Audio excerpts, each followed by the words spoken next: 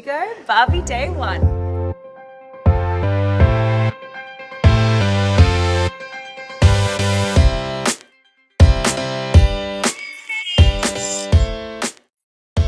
Greta definitely loved, you know, a lot of Technicolor musicals were a reference for this film, but also a lot of just old movies were a reference to this film, and they had this kind of, I mean, they're also shooting on different kind of film stock, of course, that helps, but this like full coverage but creaminess to their makeup, it was just a different kind of look, I guess, for what's popular right now, but very, very beautiful, especially on screen. It's like living in a pink dream. Greta Gerwig has magically breathed life into everyone's favorite doll, Barbie, with her latest movie creation. The film is a wondrous trip down memory lane, filled with full-size dreamhouse sets, costumes that echo Barbie's fashion legacy, and clever nods to the doll's storied past.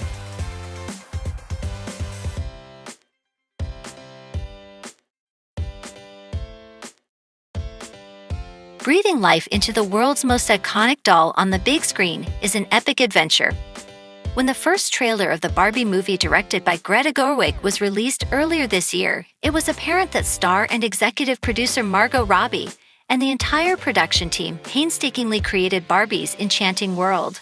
From Greta's unconventional pitch to film executives, the missed cameo opportunities, to Ryan Gosling's costume epiphany, these are the behind-the-scenes facts that will keep you entertained. Hi, Barbie. Oh, hi, Alan. And just when you show up and everything is like this explosion of texture and color and production design, and then Greta had this amazing spirit of sort of like goofy playfulness in the middle of this enormous production. Barbie Land, a pastel paradise, resulted in an unprecedented shortage of pink paint. To bring Barbie Land to life, the production team needed so much pink paint that they exhausted the stock from Roscoe, the industry's leading paint supplier. As Lauren Proud, Roscoe's VP of Global Marketing, confirmed they used as much paint as they had in stock. This is like the product of so many discussions and so many references, and I can't even tell you the meetings we've had about pink. While Christopher Nolan recreated a nuclear explosion without CGI for Oppenheimer, Barbie impresses with its own practical effects. A memorable shot from the film's trailer shows Barbie stepping out of her fluffy high heels, her feet remaining perfectly arched, just like the doll's. This remarkable shot, achieved without CGI, took about 8 attempts to perfect. It was probably about 8 takes. Wasn't that many. They are my feet. I walked up, we had little sticky bits on the floor for the like double-sided tape for the shoes so they wouldn't come off. So I could get my feet out of them, and I was holding onto like a bar, but that's it. I wasn't like a harness or anything like that. I just like walked up, kind of held onto the bar above camera. What a perfect Stepped out. act. Wow. Yeah. Ryan Gosling found his calling for the Ken role quite literally in his backyard. After reading the Barbie script, he found a Ken doll face down in the mud, next to a squished lemon. This chance encounter led to Gosling's memorable text to Greta, "I shall be your Ken, for his story must be told." No, I've never had as many costume changes as this. And they're all so wildly different. And it's just the kind of, there's a meme out right now that says, the costume designer for Barbie has a free pass to heaven. And I agree. Ryan Gosling's contribution wasn't just confined to his stellar acting.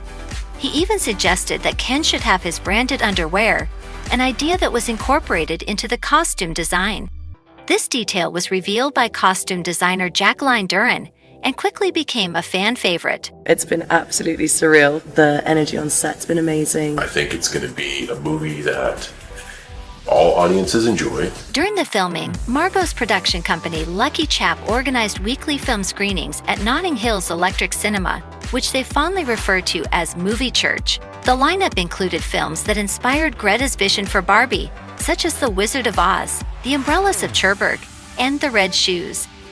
Moreover, Greta hosted a Barbie sleepover at Claridge's for the female cast before filming began.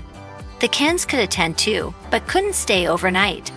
As a cherry on top, the cast also had a wild night out to see Magic Mike Live, described by Ncuti Gatwa, who plays one of the Kens, as one of the best nights of my life. I knew what Toto felt when he walked into the Wizard of Oz. You weren't Dorothy, you were Toto I was Toto. Yeah, in this let's be imagining. honest. I'm having the Toto experience. During filming, Margot surprised her co-star, Ryan, with daily beach-themed gifts from Barbie to Ken, puka shells and signs reading Pray for Surf. Margot showered Ryan with unique presents that added to the movie's charm. Well, you know, some people were reluctant at first. So on Wednesdays we wear pink was the game. Taking her role seriously, Margot implemented a pink day dress code, requiring everyone on set to wear something pink once a week. Anyone who didn't adhere was fined, with all fines collected and donated to a charity. And if you didn't wear pink, there was an optional fine that would be donated to charity.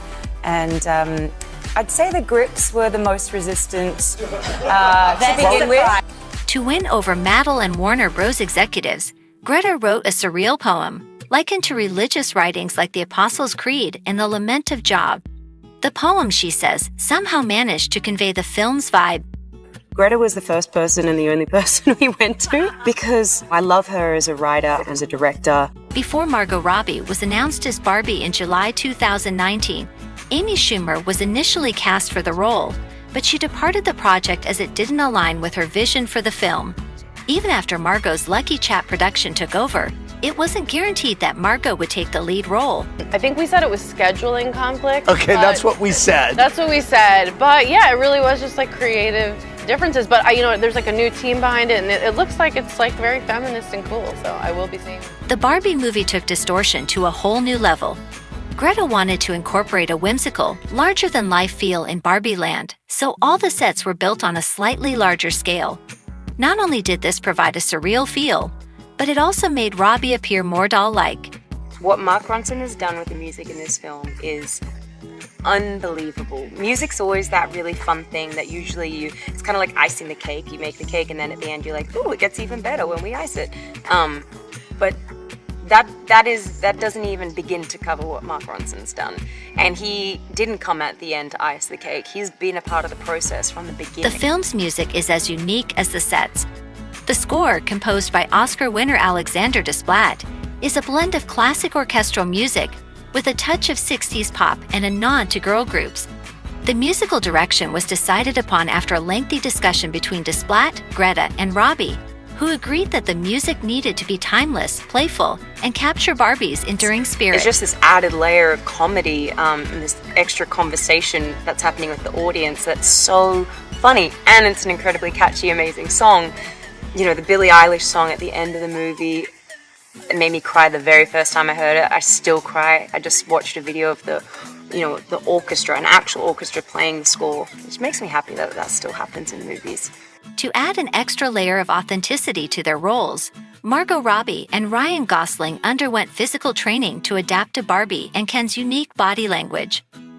A professional dancer was hired to coach them on how to move elegantly, and a yoga instructor helped them maintain the unnatural poses that the dolls are known for. Greta's the best. That's great. She's an incredible director. I think she's an auteur. I don't understand how a person has that clear of a vision for every single detail of the movie.